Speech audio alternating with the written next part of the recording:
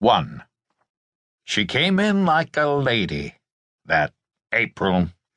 The poet may have been right, but there really wasn't a trace of cruelty about her this year. She was a delicate thing who walked into the city with the wide-eyed innocence of a maiden, and you wanted to hold her in your arms because she seemed alone and frightened in this geometric maze of strangers, intimidated by the streets and the buildings, shyly touching you with the pale gray eyes of a lady who had materialized somehow from the cold marrow of March. She wandered mist-shrouded through the city, a city that had become suddenly green and exuberant welcome. She wandered alone, reaching into people the way she always does, but not with cruelty. She touched well springs deep inside, so that people for a little while, sensing her approach, feeling her come close again, turned a soft, vulnerable, pulsing interior to her, turned it outward to face the harsh angles of the city streets and buildings, held out tenderness to be touched by tenderness, but only for a little while. And for that little while, April would linger on the walks of Grover Park, linger like white mist on a mountain meadow, linger on the paths and in the budding trees, spreading a delicate perfume on the air, and along the lake and near the statue of Daniel Webster below 12th Street, the cornelian cherry shrubs would burst into early bloom, and further west, uptown, facing Grover Avenue and the building which housed the men of the 87th Precinct, the bright yellow blossoms of forsythias would spread along the park's retaining wall in golden-banked fury, while the Japanese quince waited for a warmer spring, waited for April's true and warm and rare and lovely smile.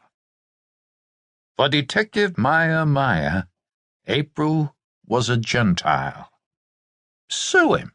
She was a Gentile. Perhaps for Detective Steve Carella, April was a Jewess. Which is to say that for both of them, April was a strange and exotic creature. Tempting, a bit unreal, warm, seductive, shrouded with mystery.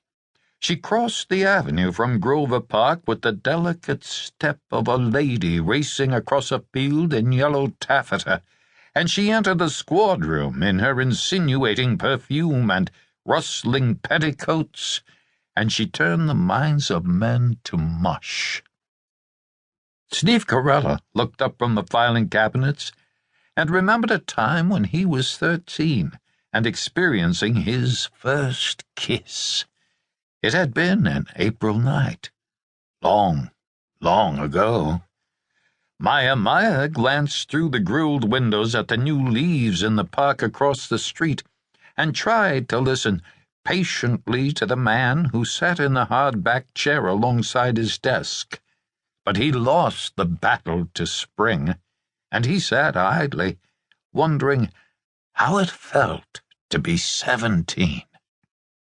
The man who sat opposite Meyer was named Dave Raskin, and he owned a dress business. He also owned about 210 pounds of flesh, which was loosely distributed over a 6-foot-2-inch frame, garbed at the moment in a pale blue tropical suit. He was a good-looking man, in a rough-hewn way, with a high forehead and graying hair which was receding above the temples, a nose with the blunt, chopping edge of a machete, an orator's mouth, and a chin which would have been completely at home on a Roman balcony in 1933. He was smoking a foul-smelling cigar and blowing the smoke in Meyer's direction. Every now and then Meyer waved his hand in front of his face, clearing the air, but Raskin didn't quite appreciate the subtlety. He kept sucking on the soggy end of his cigar and blowing smoke in Meyer's direction.